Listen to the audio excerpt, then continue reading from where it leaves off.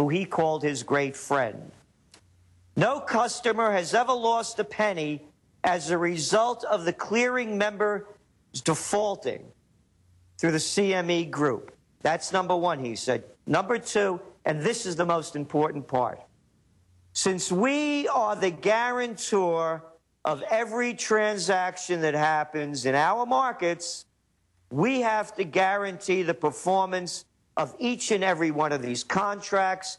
To do this, we hold more than $100 billion of collateral to support the transactions that are being done on our markets. Okay, Terry boy, over there in Chicago with your good buddy Daly from the machine, where's the guarantee? I know how to read. I understand English. The CME is either a fraud, or this guy's a con, or he's a liar. You pick it. It's one of those three, because they're saying they guarantee it, and we haven't gotten our money, and they're saying it's only $700 million short. That's why the markets are falling apart. There is no guarantor. It's a lie, a con, or a fraud.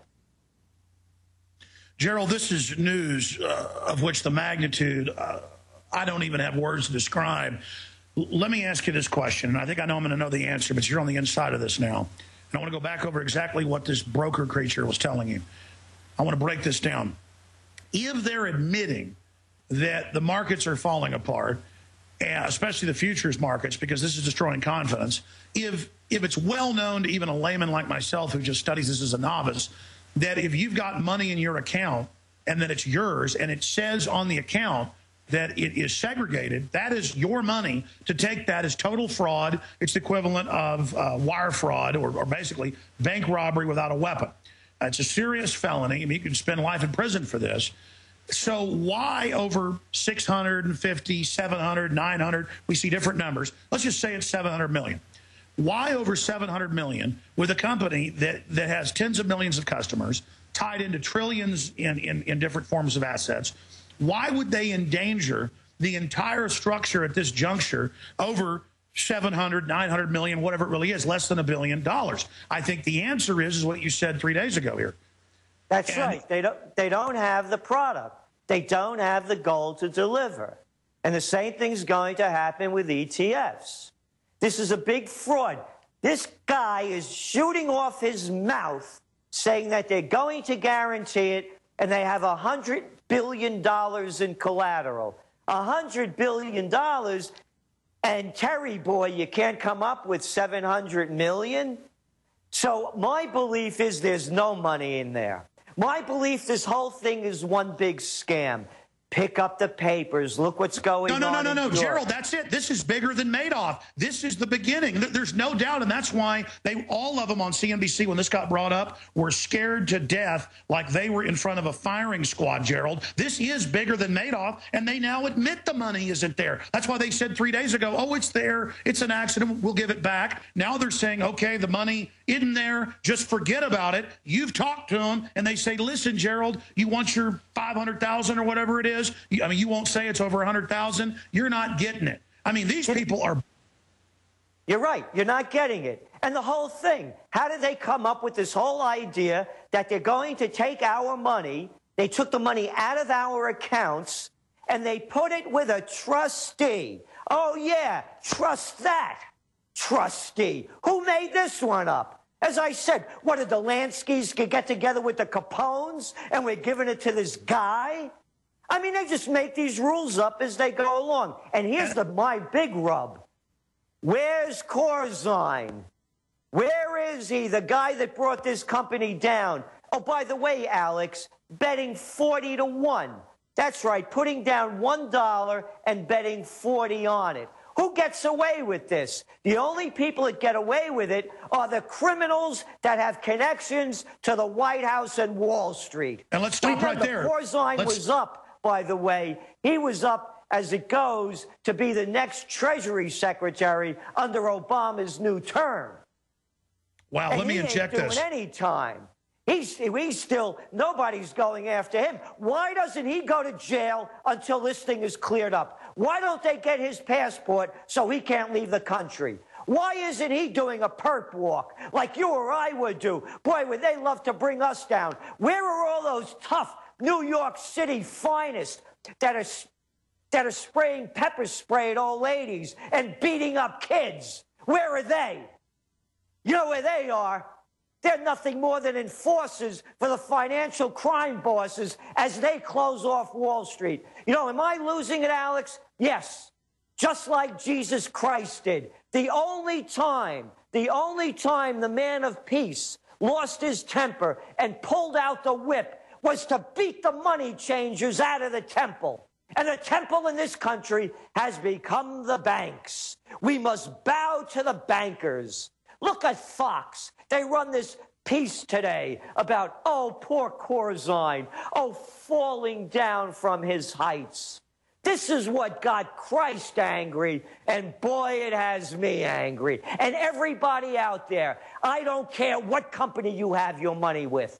As I said, Raymond James, Infidelity, Charlie Schwab, if they go bust, you're going to get the shaft. You're not going to get your money out of the bank. Read the headlines in the papers. The banks in Europe are coming up with all kinds of schemes, trying to figure out how to keep this Ponzi scheme going. And you hit it. You nailed it, Alex. Those little boys on CNBC, they know it's a Ponzi scheme. It's collapsing. They can't come up with $700 million to quiet this thing down.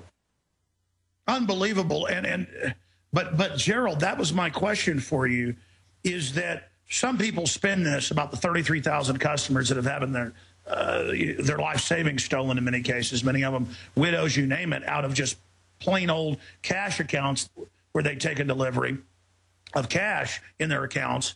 This will destroy confidence. And it's not like you went and invested with Corzine, who's betting 40-1. He came and gobbled up the established company you'd been using since the mid-'70s. But here's my question then. Why are they letting this happen now? Why have they just decided to hide this in plain view? I mean, even if they can't come up with $700 million, you know the Treasury could go somewhere and scrounge up $700 million in gold. Have they gone ahead and decided to set the precedent now with this and test it and see if they can get away with it? A. B, I don't think they're getting away with it. Everybody I know, including myself, I've got to decide with the operating capital we've got in the business account to run my radio TV system and my 35 employees, I've got to decide what to do with that, because it's true. Even though I've got it in some local banks and things, those can't be trusted because they're all tied into this. I mean, they are literally pulling out all confidence, and I don't see how they're going to spin this and how they're going to get away with it. I mean, why did the one host, Gerald, the actual anchor at the news desk, say this is theft, plain and simple, it's destroying the markets? He cuts to the guys. They cover it up. They cut back to him. He goes to break, and he comes back and says, oh, no, nothing's going on here. I mean, and by the way, again, they all look scared, Gerald. Oh, yeah, they're scared. As I say, you've covered the bases, Alex. It's those possibilities. It's number one, they can't come up with the dough, just like Bernie Madoff couldn't come up with it. It's a Ponzi scheme. Number two, yes, they're setting us up. They're seeing what public reaction is going to be. And number three, the whole system is collapsing. Look how they tried to promote. They brought in the saviors over in Europe into Greece and into Italy, the Goldman Sachs gang, to run the show. And by the way, the Rothschilds would be jealous to see what the Goldman boys have pulled off. This is far greater than what they've ever done. We got the Goldman Sachs boys that have been in the White House, running the White House. We got them from in the Treasury. You know, they're all over the world. You know, this is huge. It's collapsing. It's collapsing, and they're going to keep trying to prop it up. They can't come up with the dough. Yes, it is fraud. Yes, it is a con. Who's behind it? And there may be other people behind it. And that's what we will be maybe never find out. To me, that's one of the reasons why they're quieting this down. This is a lot bigger than anybody knows. To risk the whole commodities and derivatives exchange for $700 million, it's ridiculous. Stay there, Gerald. Well, as you know, Reuters admitted the CFTC chief is in business with Corzine and had to recuse himself 2 weeks ago. So we don't know what's really going on. We'll get Aaron Dykes' take with Gerald Celente straight ahead on the other side. This is big news. It affects us all. Stay with us. All right, obviously, Gerald Celente is very, very busy, but I noticed that the fact that this money had been stolen wasn't admitted until Tuesday and Wednesday when Gerald went public. Before it was just a bankruptcy, and yeah, they're figuring out the accounts and things. Then it's okay, don't worry, we've got the money, it's in a trustee, you'll get it later. And no, you'll get some of it, now you won't get any of it. An incredible precedent, ladies and gentlemen. And all the pension funds, everything is in one way or another tied to all these derivatives and all this garbage. And now, if it's a pure cash gold account, it's Gerald's some money, and they just take it, nobody is safe. And that's why the markets are going down. And the host today admitted that the emperor has no clothes, and then somebody spanked him during the break, and he came back on CNBC and changed his tune. Now, continuing, you heard the last break. Did you hear the ad that I cut 3 months ago? Yes. Where I said, ladies and gentlemen, this is the plunge. The technocrats are taking over. We're going all in. The battle is about to start because I can see the convergence. Things are going crazy right now. Aaron Dykes, this is a short segment, but do you have any quick questions or comments for Gerald Celente? Well, I just find it very telling. I didn't realize that they were planning to tap John Corzine for the next Treasury Secretary. I mean, who knew it could get even worse than Geithner, a direct protege of Robert Rubin and Larry Summers, the guys who busted Glass-Steagall, the former Federal Reserve head of the New York branch. Now they've got John Corzine.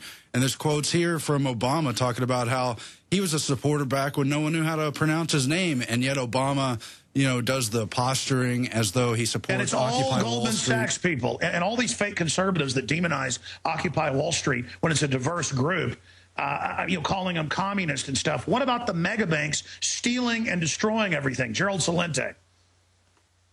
I want to read to you yesterday's headline of the Wall Street Journal, because everybody should listen carefully so they know what's going to happen. It's right here for everyone to see. Banks face funding stress. European institutions resort to potentially risky swaps to generate liquidity. London, European banks increasingly concerned about their ability to access funding are devising complex and potentially risky new deals that enable them to continue borrowing from the European Central Bank. The bank's moves, which include behind-the-scenes swapping of assets among financial institutions, could heighten risk across Europe's already fragile financial system. It says it right here. This is white shoe boy language, for they're going to come up with any scheme they can to make up another game to steal money from anybody they can steal it from to keep the Ponzi scheme going. This is the Wall Street Journal. This is Rupert Murdoch's newspaper, and they're saying the thing is in the process of collapsing. And no doubt they've already swapped your money. That's what's happening. And folks, they're going to feed everything into the black hole. As Webster Tarpley and others have said, it's impossible times 100 to pay back all these fake derivatives that we don't owe. They're going to feed everything into it, Gerald. How do we stop these criminals? Go ahead and just pull everything out now while we still can? I'm pulling, as I've been telling you, I keep pulling my money out of the bank. And that's why it was in this other place, this MF Global, was to take delivery. So, yes, I would not, again, we have to look at really what's going on and bring it into the bigger picture. I've said this over and over again.